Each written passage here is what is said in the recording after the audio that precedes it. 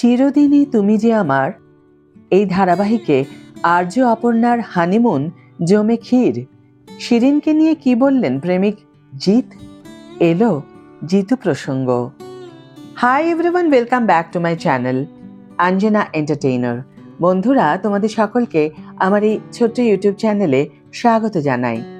আপাতত পর্দায় ঝড় তুলছে জিতু কামাল আর শিরিন পালের মাখো মাখো রোম্যান্স।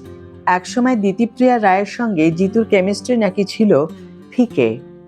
আপাতত এমনটাই মত নেটিজেনদের। সদ্য ছোট পর্দায় পা রাখা শিরিনকে নিয়ে তাই শুরুতেই মাতামাতি।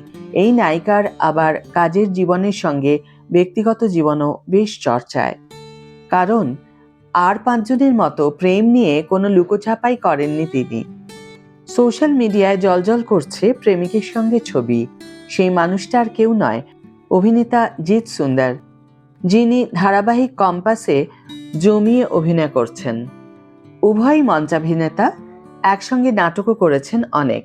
বুধবার প্রেমিকাকে সঙ্গে নিয়ে জিৎ সুন্দর হাজির হয়েছিল অগ্নিদেব চট্টোপাধ্যায়ের টেলিভিশন জগতে ৩৯ বছর কাটিয়ে দেওয়ার জমজমাট সেলিব্রেশনে।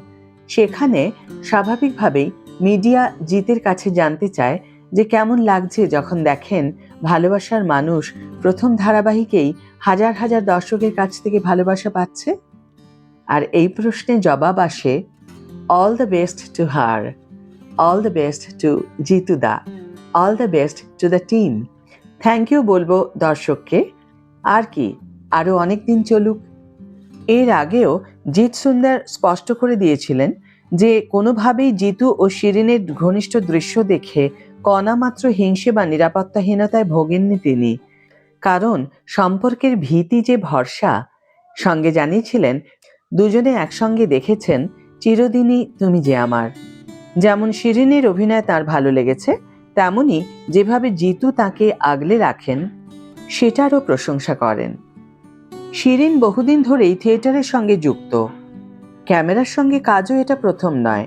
এর আগে তাকে দেখা গিয়েছে SVF এর সিরিজ বীরাঙ্গনা এবং জি বাংলা সিরিজ ফাঁদে। আপাতত অপর্ণা বা অপু হিসাবে তিনি রীতিমতো ঝড় তুলছেন। এমনকি জিতুর সঙ্গে বন্ধুত্বও বেশ।